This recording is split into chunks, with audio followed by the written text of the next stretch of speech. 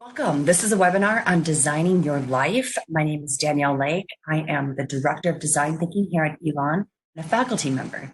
My background is actually in publicly engaged philosophy, and my undergraduate degree was an interdisciplinary self-design degree about the examined life. So I have for 20 years been deeply interested in how design and design thinking, how philosophy and interdisciplinary studies can help us design life that we want for ourselves versus the ones that others might be designing for us. I'm incredibly excited to have the opportunity to share this webinar with you. Before we dig into the resources that design and design thinking can offer us around our lives, I wanted to say a little bit about Elon by Design and the Center for Design Thinking. So you've been around for about 3 years. We had a consulting director come in to Juan Stanford to help imagine our space and who we are. We exist above Pandora's Pies in the downtown center of Elon, where the newspaper used to be. If you are local or if you ever come back around as an alumni, we would love to have you come in. We host workshops for faculty, staff, and students. We do deep dives around design thinking. We've integrated some of these practices into a lot of curriculum here at Elon, including the entrepreneurship program, the environmental studies program, the master's in higher education, and then a wealth of courses across the curriculum. Some faculty are doing this really intensely, and others are starting to dig into this approach. And really, the engaged experiential nature of Elon is a part of this work. So we're here to enhance that. Our goal as a center is to create a space where we can come together across our silos, where history can work with entrepreneurship and engineering to do work that matters, or with ethicists. So we want to do collaborative boundary spanning work as a center. We want to bring community partners and agencies, government, businesses, nonprofits together with faculty and staff to help us address the kinds of challenges that we're facing and build students' capacities. And we're really glad to offer this webinar. Just a few pictures of faculty, staff, and students doing work in the center space. We also host a design forge every year in the center, where we bring in designers, design scholars, and researchers, and really think through the role of design in various careers. And so we're excited to do that again this March. We've been using this process as well to design around wellness on campus. That'll be the focus this year. But what is this is the first question.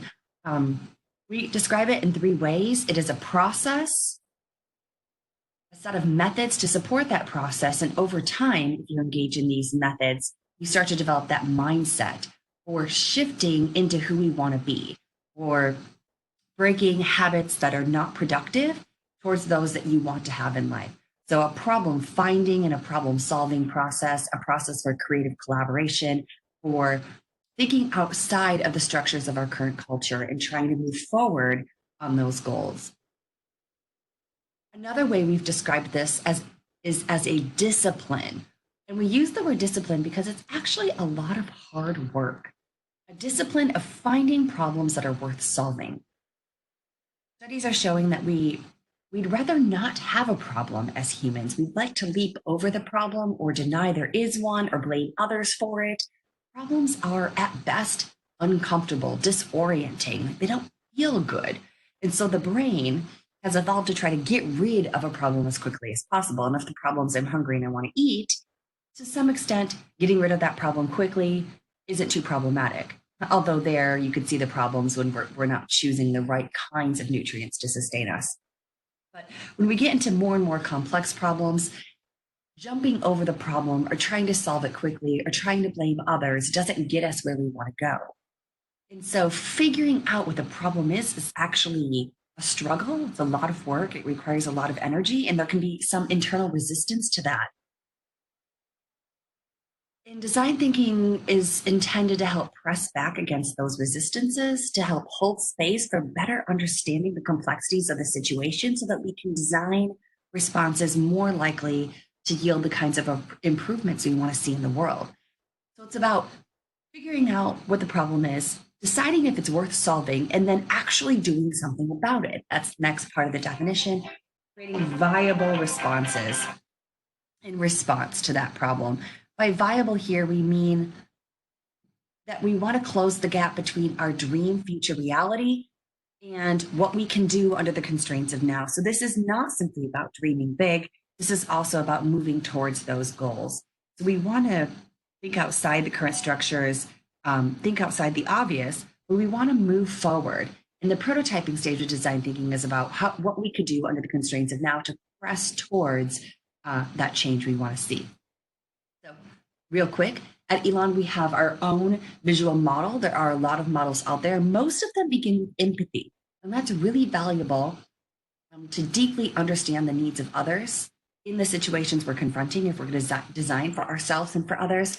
But we also want to become more consciously aware of how we see these situations. So here at Elon, in our model, we start with the word frame. And frame here is about coming to deeply understand how we see the problem and what's motivating us to do something about it. If we're not intrinsically motivated, we're not going to cultivate solutions that yield any benefit over the long term, right? We need to have the drive to sustain that change. So framing, becoming aware of how we see things is that first step. Again, also important because studies are showing we have anywhere between 35 to like 70,000 thoughts in a day, 35,000 to 75,000. Most of those are on repeat. Over 90% of our thoughts are repetitive, habitual thoughts that we live into every day. We're very much not aware of what's going on underneath the surface. So framing brings that to our consciousness. The next stage, exploring, is about coming to see the frames that others bring to this situation. How do others see it? What would they do about it? Right? How can I learn from them? Design thinking, one phrase for that is human-centered design. What do I have to learn from my surrounding community, from my environment? How can I explore this problem more broadly? We have tools to do each of this. The next stage we have is generate. Given what I know now, as I've become aware of my own position and the positions of others, what could we do about this? And again, this is about holding space for thinking beyond the obvious. If we don't want to have a problem, then we might want to leap to a solution very quickly. And that generate stage is about thinking outside of the current structures to imagine alternative ways of being. Prototype is the next stage. And that's using all of these great ideas and picking one, or many actually, that we might dabble in. It's about lowering the stakes. Before we put all of our eggs into one basket, before we invest a lot of resources into something, how could we test it out now, quick, cheaply, easily? How could we do something about that? And cultivating is about learning from those prototypes and deciding how we want to move forward together, assuming that whatever we did might not have worked out so perfectly. So how can we learn from that, make adjustments, and try something new, moving towards the dream that we have in front of us? So again, a model, a process for how to move towards the life you want. But if you look at that black squiggly line in the center, also recognize that it doesn't really live itself out in this linear way. The process of moving through design thinking means we might start with generation, getting a lot of ideas, and then that reinforms what we think about it. And then we need to explore with others, and then we test this out. And it's messy, right? So that's why we have that kind of squiggly line there in the center. But what we want to do today is talk about why you're watching this webinar, and that's to think about how this process can help you in where you're at in your life and help you move towards where you want it. So the first step we're going to ask you to do is that framing stage. We want you to do a life scan. Think about how your life is going for you. Pause and become consciously aware how you see things. So the first page of your worksheet here asks you to do that along 4 scales. You want to think about how work is going for you, how you feel about the level of play in your life, about the level of love and your relative health. We're going to have you fill out the dashboard, which is the first page of the PDF that you should have downloaded or can download off the website. You're going to fill that gauge as full as you can. And the more full you fill it, the more fulfilled you feel by that category, by work or by play. And then use the dotted lines there to fill in some comments about why you feel the way you do based on how you filled up that bar. As you do that, we want to describe what we mean by these. So by work, we mean anything you are obligated to do or you feel you're obligated to do. By play, we mean the opposite, anything you do for the sake of it, just because it brings you joy.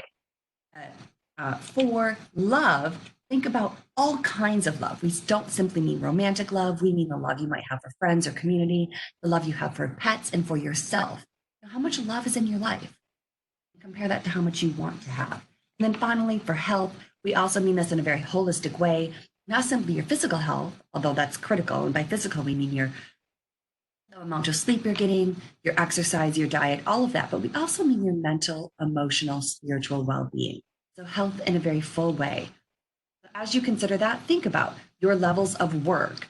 Another way you can consider this when we were doing this all together was to, green light, yellow light, red light, these categories. But since you have that worksheet in front of you, what I'm going to ask you to do now is think through these 4 categories. Just pause this webinar for about 5 to 6 minutes, fill in your gauges, and then make some comments on why you feel the way you do. When you're done filling out that first page, go ahead and start us back up again. Press play.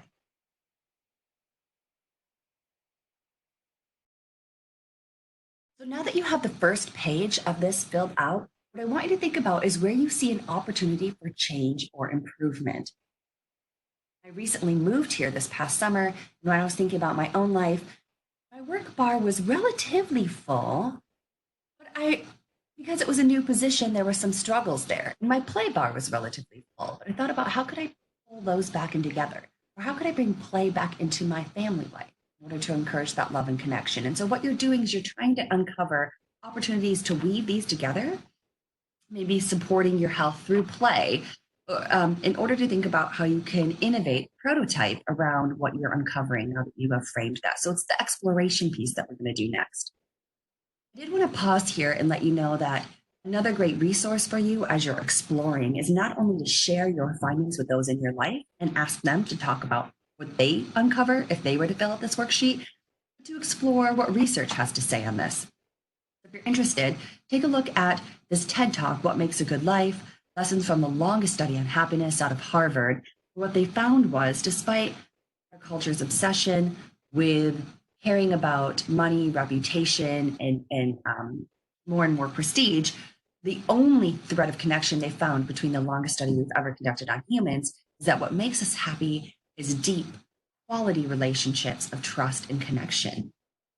So something else to think about as you look at your bars and categories and how you might want to explore or share what you're doing with those in your life. Relationships, love, and connection tend to foster health, well-being, a longer life, and so on. So take a look at that if you have a time. The next piece of exploration and generation we're going to do in the design thinking process is to mind map. Mind maps, what they do is they allow you to explore with yourself. So if you are watching this webinar alone, you can still do that exploration piece. It's a tool for coming up with ideas, for getting ourselves unstuck once we feel like there's a problem. All you do is you put here the topic in the center, and the topic for you would be an area that you want to think more deeply about, an opportunity for change. You want to brainstorm anything that comes to your mind as you think about that word. And as you brainstorm more words, you just draw lines of connection between them. And you keep doing this and you filter out and out and out, repeating out 3 to 5 layers. So we're going to ask you to do this next. Just pause the video again and map these things out. Anything that comes to your mind, you write it down. So when I did this, again, I thought about how can I bring more play into my home life? I realized I play through learning. That's not always fun for my kids or my partner. So I thought about how we bring play back into cooking or into dinner, how we bring it back into game night, how we make learning more playful, right? And I just started thinking about the roadblocks to bringing play back into my family life and opportunities. I just spent, again, about 5 to 10 minutes exploring what comes to my mind. Repeat that out and see what you come up with. So go ahead and pause the webinar again and map out your own version. Now that you've done that, I want to just highlight again why this is a valuable tool. It allows us to come up with new and innovative ideas that we might not have seen. We can also look, after we filled out this map, to the periphery of the map to find opportunities for connection, for combining elements in new and different ways. And that gives us opportunities for what to prototype, how to live differently. What could we do under the constraints of our current life to move towards that goal?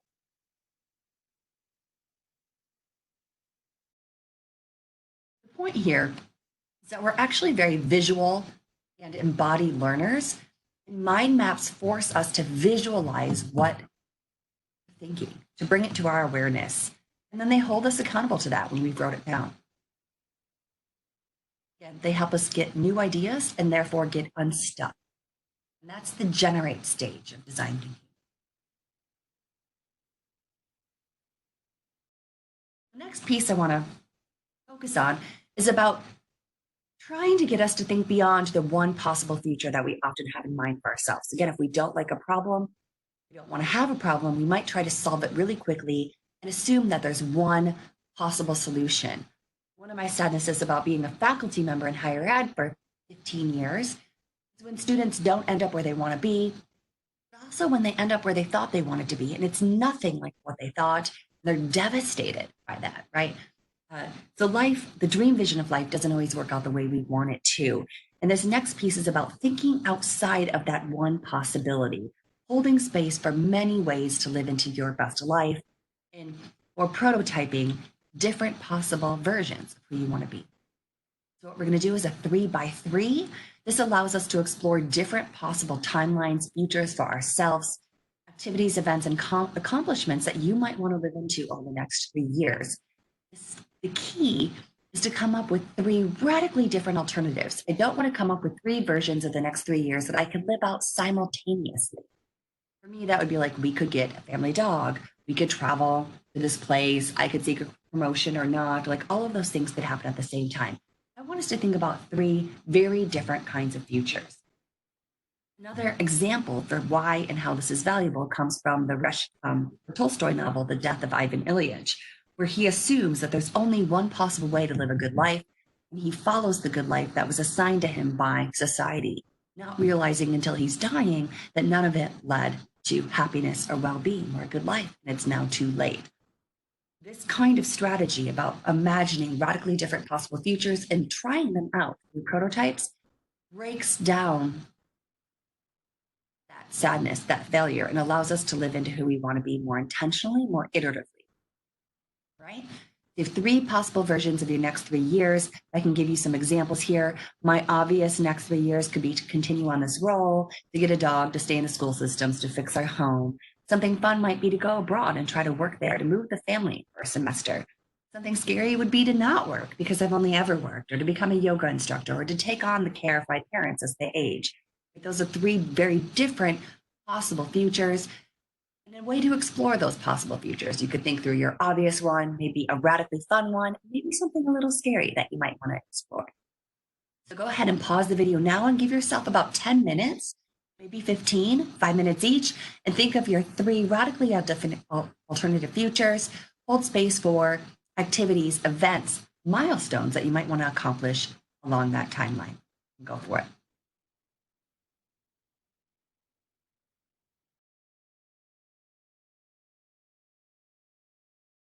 All right. The next stage is about living into those possible futures. We often don't take the risks that we want. We don't pursue our dreams because we're scared of failing. The sadness there is that we often then fail by default. We never try. Prototyping is designed to step into that gap. It's supposed to reduce the risk, expose our assumptions, and help us explore ideas before we fully commit everything we have to them.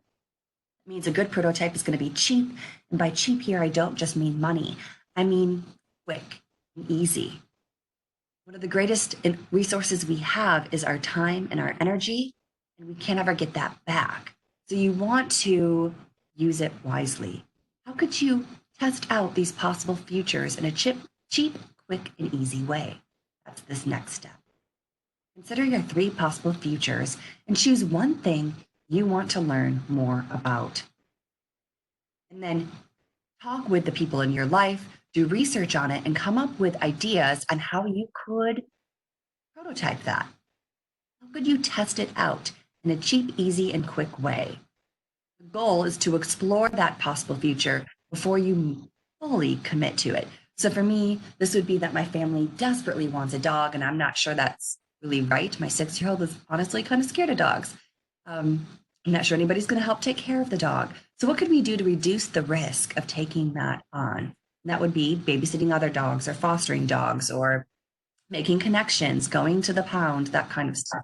So this is what we're trying to have you do. Look over your timelines. Again, choose one thing you want to learn more about, write it down on a piece of paper, and imagine how you might test out that idea. Go give it a try for a day, shadow somebody, interview people. What could you do? And go talk to others about what you could do. Often we get stuck, not sure what we could do, but others in our lives have great strategies for us.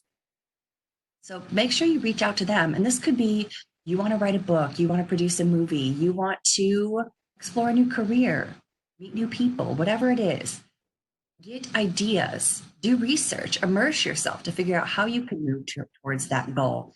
Another secret of this is when you share your goal with others, when you write them down, you're far more likely to live into them than if you were only letting yourself down internally about it, especially if you reduce the risk with a prototype.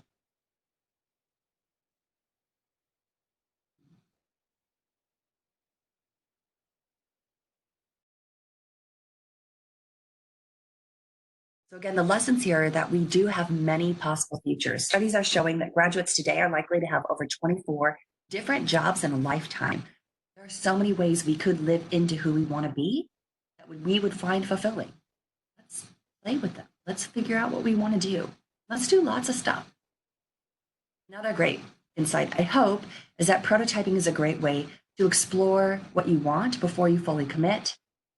It helps us learn about our options and it exposes our assumptions before we invest fully in it, reducing the risk of failing. And all of that is what is going to help us cultivate the life we want.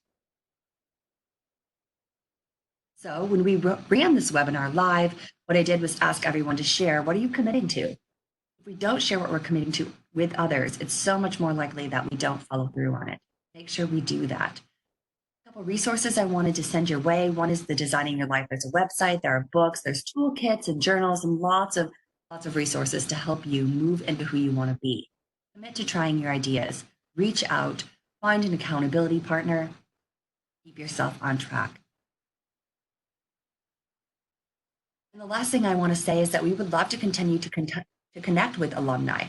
So if you're in the area, we welcome you to come to our workshops. We'd be happy to design specialized workshops for you. Or if you're returning to campus, we'd love to hear from you. We have a Facebook and an Instagram. Feel free to reach out to us or peruse our website or to reach out to me directly. Danielle Lake is the Director of Design Thinking. My email is simply dlake@elon.edu. Thank you so much for your time and for listening to this. And don't hesitate to let us know if there's future webinars that you would find valuable.